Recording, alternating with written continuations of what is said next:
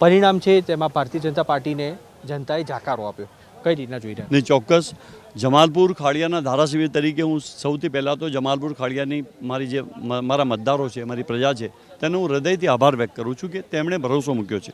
છેલ્લા 2 ટર્મથી ધારાસભ્ય તરીકે મારી જે સેવા હતી, લોકોએ મારી સેવાને જોઈ છે.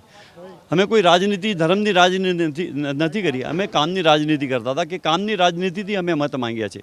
જ્યારે એક તરફ એવી રાજનીતિ થતી હતી કે ખાડિયા પાકિસ્તાન બની જશે એવા સ્ટેટમેન્ટો થતા હતા, પણ આજે હું સમજું છું કે પાકિસ્તાનની ખાડિયાના અંદર પાકિસ્તાનની હાર થઈ છે અને ભારત દેશની જીત થઈ છે.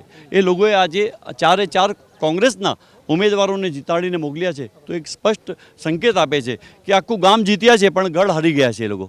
ભાઈ, જનસંઘના સમયથી ખાડિયામાં ભાજપનો દબદબો હતો, તમે આવ્યા અને જમાલપુર પહેલાં હાથમાંથી ગયું, હવે ખાડિયા હાથમાંથી ગયું છે. કારણ શું ભારતીય જનતા પાર્ટીની હારનું કારણ તમારા મતે શું? મારા મતે ભારતીય જનતા પાર્ટી છેલ્લા 30 વર્ષના અંદર ગુજરાતના અંદર શાસનના અંદર સત્તામાં છે.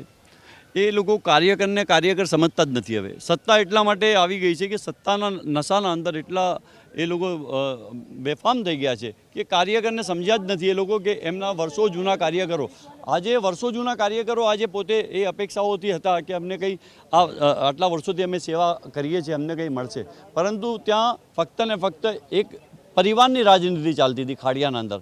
એ પરિવારની રાજનીતિનો પણ હવે અંત આવ્યો છે.